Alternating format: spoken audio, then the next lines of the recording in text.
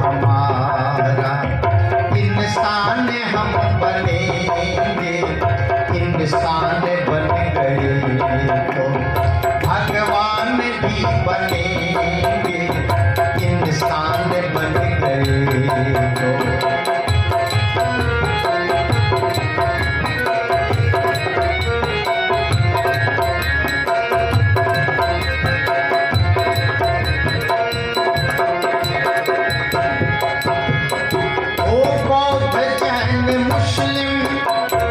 हिंदू हो या ईसाई, हो बौद्ध जैन मुस्लिम, हिंदू हो या ईसाई, आपस में भाई भाई, आपस में भाई भाई, सबसे गले मिलेंगे, आपस में भाई भाई, सबसे गले मिलेंगे, संकल्प हो हमारा।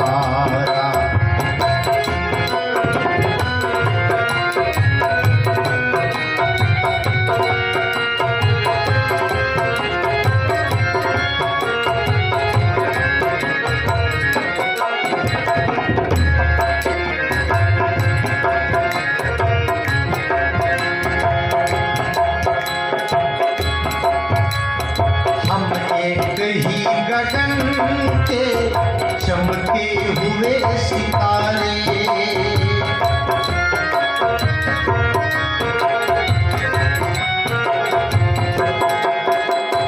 हम एक ही गगन के चमके हुए सितारे, हम एक ही गगन के चमके हुए सितारे, लगते हैं कितने प्यारे, लगते हैं कितने प्यारे, लगते हैं कितने प्यारे,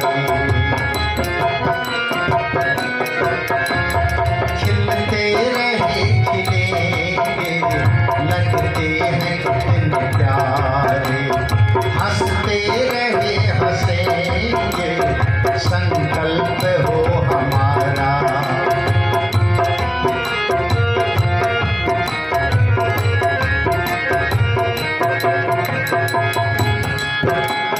हम एक ही चमन के हैं फूल न्यारे न्यारे, हम एक ही चमन के हैं फूल न्यारे न्यारे हो, हम एक ही चमन के हैं फूल न्यारे न्यारे, लगते हैं कितने प्यारे, लगते हैं कितने प्यारे, खिलते रहे खिलेंगे, लगते हैं कितने प्यारे, खिलते रहे खिलेंगे, संकल्प हो हमारा।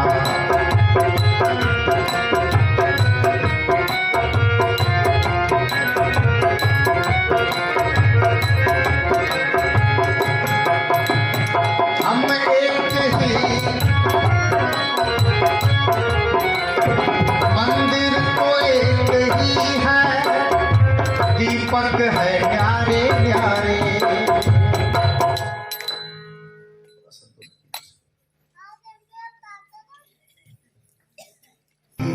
और दीपक है न्यारे। ये मंदिर क्या है? एक ही तरह से सबका मंदिर बना हुआ। ये शरीर मंदिर है, ये हृदय मंदिर है। मैंने सुबह कहा था कि बाहर का मंदिर आप तोड़ के बना सकते हैं, लेकिन दिल किसी का एक बार टूट गया तो ये दोबारा बनने वाला। आप लोग याद कीजिए वो कहानी। एक बार बाबा फरीद, नाम सुने हैं बाबा फरीद का? आप लोग में से कोई नाम नहीं सुने तो जान लीजिए। बाबा फरीद एक सूफी संत हुए और उनका घर था काबुल के पास अफगानिस्तान में, लेकिन उनका गुरुद्वारा इसी भारत में दिल्ली में हजरत निजामुद्दीन में है। आप लोग सुने होंगे हजरत निजामुद्दीन जो पीर थे, वही उनके गुरु थे, उनके पीर थे। एक बार वो अपने गुरु के गुरुद्वारे पर मजार पर आए। दिल्ली में हजरत निजामुद्दीन स्टेशन है, वहीं पर मजार है। ध्यान से सुनिएगा बहन लोग, भाई लोग, सब लोग। उस मजार पर वो माथा टेकने आए। कौन? बाबा फरीद। और बाबा फरीद एक फकीर थे, संत थे। वहां पर, ए बच्चे बात न करो तुम लोग, ए बेटे बात न करो, शांति से बैठो तो बैठो बात। बाबा फरीद जब वहां निजामुद्दीन में बैठे थे, तो आप जानते हैं जैसे हिंदुओं के संत, ब्राह्मण, ऋषि मुनि ये पूजनीय होते हैं, वैसे मुसलमानों के फकीर बड़े पूजनीय होते हैं। इस्लाम में फकीरों का बड़ा सम्मान होता है, बड़ी अदब करते हैं उनके लोग। उस निजामुद्दीन पीर में आए हुए थे। उस मजार पर बाबा फरीद यह सुनकर, उसके बगल की एक मुस्लिम महिला का एक बेटा था 4 साल का, उसके बेटे का जन्मदिन आने वाला था। उसने सोचा कि अफगानिस्तान से चलकर बाबा फरीद यहाँ आए हैं। उस समय अफगान तक भारत एक, काबुल तक, वहां तक बृहत्तर भारत था। पाकिस्तान अफगान तो बाद में बटा है ये सब। तो उन्होंने कहा काबुल से चलकर बाबा फरीद आए हैं, मेरे बेटे का जन्मदिन है और उस दिन हम उनके दर्शन करेंगे, दीदार करेंगे और उनसे दुआएं लेंगे, उनसे आशीष लेंगे। वो गरीब महिला मुस्लिम बेचारी झाड़ू पोछा करती थी। बिठा लो इसको बिठा लो इसको। वो झाड़ू पोछा करती थी और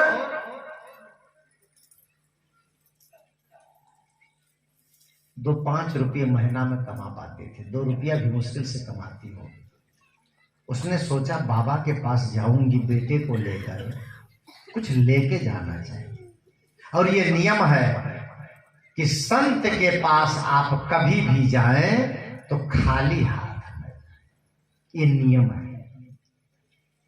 राजा, जोगी और बेटी, ये 3 है। राजा, जोगी, बेटी और खाली हाथ न भेंटी।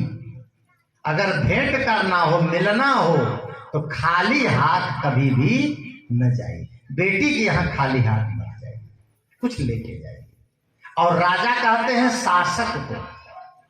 अगर आप अपने शासक के पास जा रहे हैं तो आप खाली हाथ न जाए। और जोगी मतलब संत, उनके पास भी खाली हाथ न जाए। नहीं कुछ आपके पास है, 4 फूल ले लीजिए। फूल भी नहीं है तो फूल की पत्तियां ले लीजिए। नहीं पत्तियां है तो कम से कम, और कुछ नहीं है तो मिट्टी ले लीजिए। मिट्टी ही चरण में रख दीजिएगा जाके। आप कहेंगे मिट्टी कैसे रखें? इस पर भी घटना है। एक संत एक गांव में रोज जाते थे और गांव में पति पत्नी थे। उसके घर से रोज संत कुछ न कुछ भिक्षा लेते थे। एक दिन ऐसा कि उस दंपति के घर में देने के लिए कुछ नहीं बचा और संत आ गए दरवाजे। पत्नी ने पति से कहा आज तो देने के लिए कुछ नहीं है, क्या दिया जाए? पति ने कहा ये सुनो, कभी संत को हम खाली हाथ विदा नहीं किए और आज कुछ नहीं है तो थोड़ा सा आटा ही दे दो। पत्नी ने कहा आटा भी नहीं। कहा चावल दे दो। कहा चावल भी नहीं। कहा थोड़ा 2 आलू दे दो। कहा वो भी नहीं है आज। कहा फिर क्या किया जाए? कहा कि अगर नहीं देंगे, खाली चले जाएंगे तो हमारे घर का रिकॉर्ड खराब हो जाएगा और नहीं देने का संस्कार शुरू हो जाएगा। कुछ तो दो। क्या दें? कुछ नहीं सूझा तो पति ने कहा ऐसा करो, खुरपी ले आओ। खुरपी लाई पत्नी।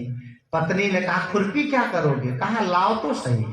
मिट्टी, आंगन की मिट्टी को खोद लिया खुरपी से और हाथ में लेकर के एक मुट्ठी मिट्टी संत के झोली में डाल दिया। संत के झोली में डाल, नहीं तो कुछ न करो, अब बंद करूंगा। संत की झोली में डाल दिया एक मुट्ठी मिट्टी। जैसे वो संत की झोली में मिट्टी डाला, संत ने कहा, भक्तराज, आज आपके घर की स्थिति निर्धन की हो गई सेवा करते करते, लेकिन सेवा का फल कभी अमोघ नहीं होता है, सेवा का फल कभी चूक नहीं होता है, सेवा का फल कभी बेकार नहीं जाता है, सेवा का फल बड़ा अमोघ होता है। ये जो आपने मेरे झोले में दिया है ना, इसकी जरूरत मुझे नहीं है, इसकी जरूरत तुझे है। उसने कहा, प्रभु मैंने तो मिट्टी दिया है। संत ने उसको निकाल करके और उस भक्त के हाथ में रखा, वह सोने का ढेला था। क्या था वो? सोने का ढेला। ये कहानी काल्पनिक हो सकती है, मिट्टी सोना नहीं बन सकती है, लेकिन इतना तय है कि देने की आदत अगर हमारी बनी है तो हम मिट्टी में भी हाथ लगाएंगे तो वो सोना बन जाएगा।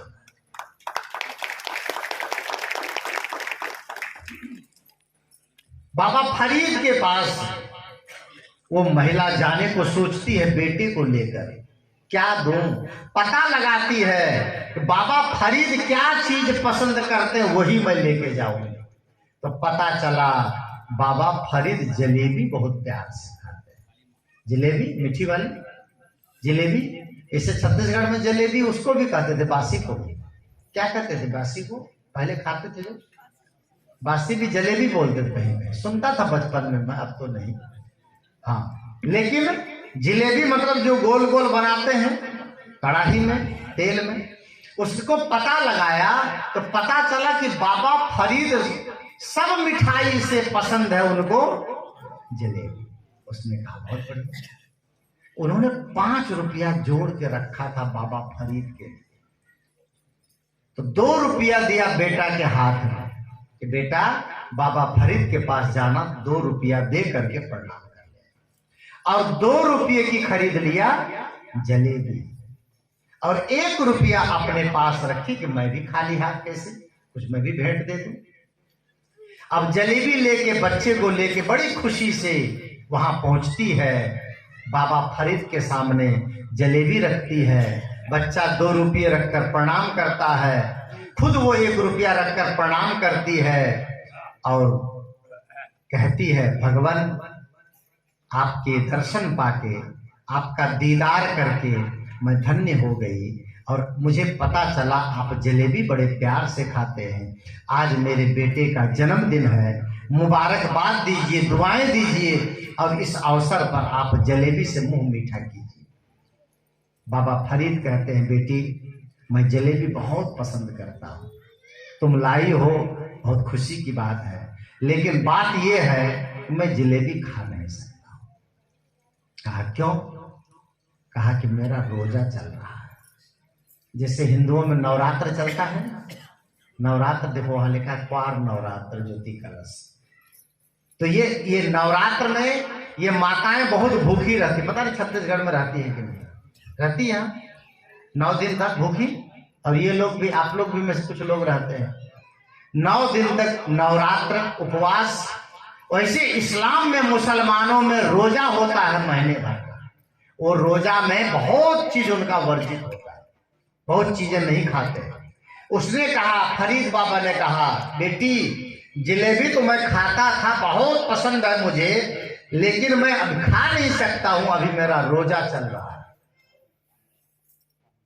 जैसे कहा मैं जलेबी नहीं खा सकता हूं, मेरा रोजा चल रहा है, उस बहन की आंख से आंसू आने लगे, रोने लग गए। बड़ी मतलब खुशी से मैं लेके आई थी, और ये नहीं खाए तो मेरा लाना बेकार हो। अब मां को रोते देखा तो बेटा भी रोने लगा। तो मां ने उस जलेबी को उठाया, सोचा कि इसके लिए तो बेकार है, खाना नहीं है। जलेबी उठा कर लेकर वो वापस बेटी की उंगली पकड़ी और चलने लग गई। जैसे ही मंदिर तक 10 कदम गई, बाबा फरीद ने कहा, बेटी इधर आओ। उसने उलट के देखा तो बाबा फरीद के आंखों में भी आंसू थे, बाबा फरीद भी रो रहे थे। उस महिला ने देखा, उस बहन ने देखा कि बाबा फरीद भी रो रहे हैं। बाबा ने कहा बेटी इधर आओ, जलेबी ले आओ।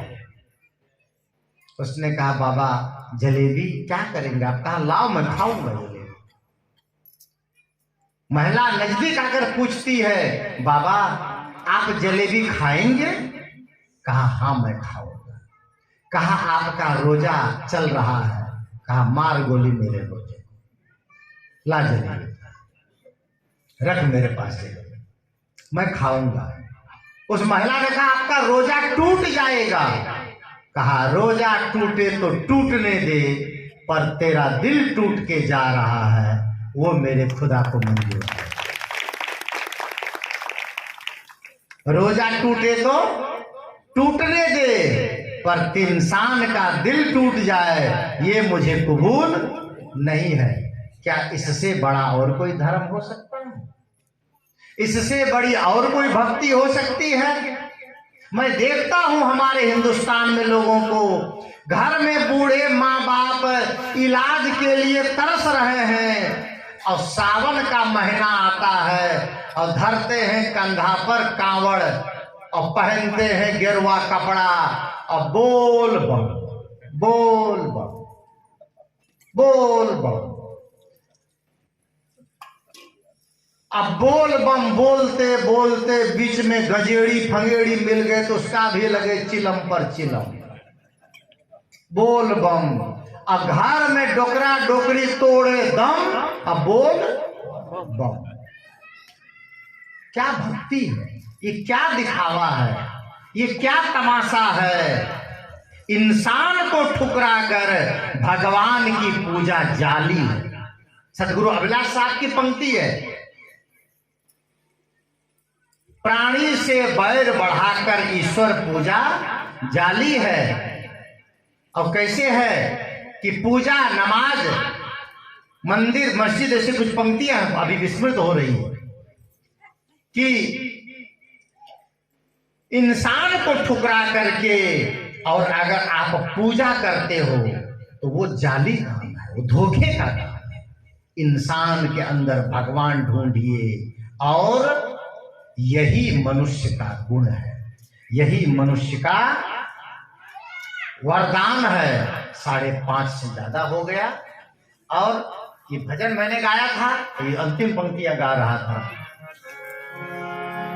संकल्प हो हमारा इंसान हम बनेंगे, संकल्प हो हमारा इंसान हम बनेंगे, इंसान बनकर भगवान भी बनेंगे, इंसान बन गए।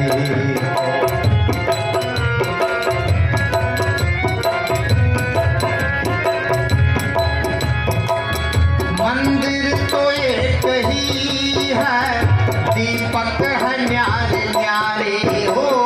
मंदिर तो एक ही है, दीपक है न्यारे न्यारे,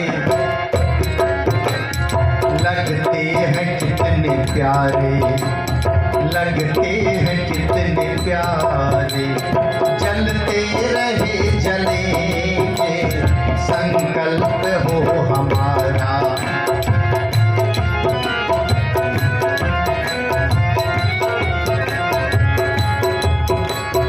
गीता पुराण आगम गुरु ग्रंथ और पुराणे, गीता पुराण आगम गुरु ग्रंथ और पुराणे, इंसानियत की गाथा, इंसानियत की गाथा हम प्रेम से पढ़ेंगे, इंसान बन गए तो भगवान भी बनेंगे, संकल्प हो हमारा इंसान हम बनेंगे, संकल्प हो हमारा।